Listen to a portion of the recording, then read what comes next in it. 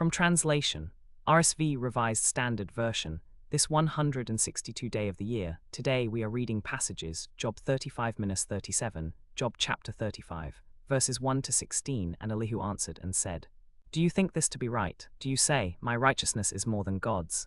For you say, What advantage will it be to you? What profit shall I have if I am cleansed from my sin? I will answer you and your friends with you. Look at the heavens and see, and behold the clouds which are higher than you. If you have sinned, what do you accomplish against him? And if your transgressions are multiplied, what do you do to him? If you are righteous, what do you give to him, or what does he receive from your hand? Your wickedness affects a man like yourself, and your righteousness a son of man. Because of the multitude of oppressions people cry out, they call for help because of the arm of the mighty. But none says, Where is God my Maker, who gives songs in the night, who teaches us more than the beasts of the earth, and makes us wiser than the birds of the air? There they cry out, but he does not answer, because of the pride of evil men. Surely God does not hear an empty cry, nor does the Almighty regard it. How much less when you say that you do not see him, that the case is before him, and you are waiting for him. And now, because his anger does not punish, and he does not greatly heed transgression, Job opens his mouth in empty talk. He multiplies words without knowledge. Job chapter 36, verses 1 to 33, and Elihu continued, and said, Bear with me a little, and I will show you, for I have yet something to say on God's behalf. I will fetch my knowledge from afar, and ascribe righteousness to my Maker. For truly my words are not false. One who is perfect in knowledge is with you. Behold, God is mighty, and does not despise any. He is mighty in strength of understanding. He does not keep the wicked alive, but gives the afflicted their right. He does not withdraw his eyes from the righteous, but with kings on the throne he sets them forever, and they are exalted. And if they are bound in fetters and caught in the cords of affliction, then he declares to them their deed and their transgressions, that they have behaved arrogantly. He opens their ears to instruction, and commands that they return from iniquity. If they listen and serve him, they complete their days in prosperity, and their years in pleasantness. But if they do not hear, they perish by the sword, and die without knowledge.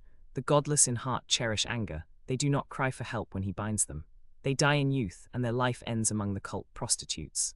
He delivers the afflicted by their affliction, and opens their ear by adversity.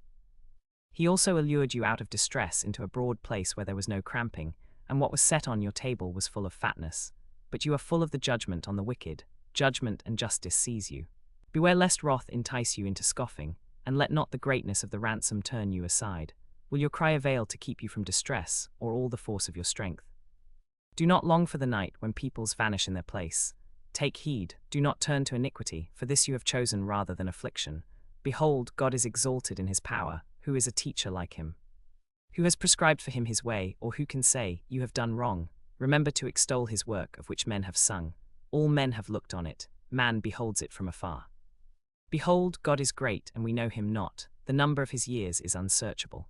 For he draws up the drops of water, they distill his mist in rain, which the skies pour down and drop upon mankind abundantly. Can any understand the spreading of the clouds, the thunderings of his pavilion?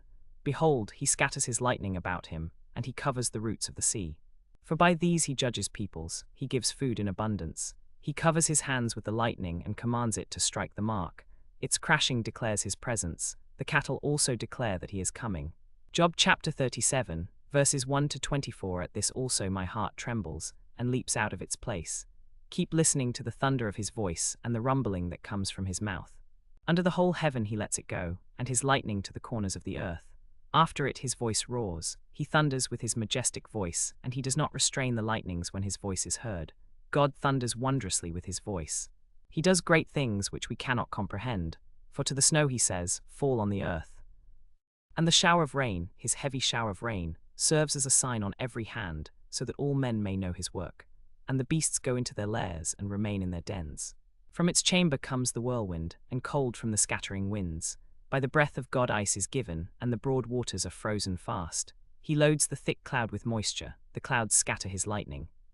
They turn round and round by his guidance, to accomplish all that he commands them on the face of the habitable world. Whether for correction, or for his land, or for love, he causes it to happen. Hear this, O Job. Stop and consider the wondrous works of God.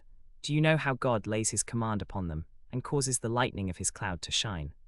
Do you know the balancings of the clouds, the wondrous works of him who is perfect in knowledge, you whose garments are hot when the earth is still because of the south wind? Can you, like him, spread out the skies, hard as a molten mirror? Teach us what we shall say to him. We cannot draw up our case because of darkness. Shall he be told that I would speak?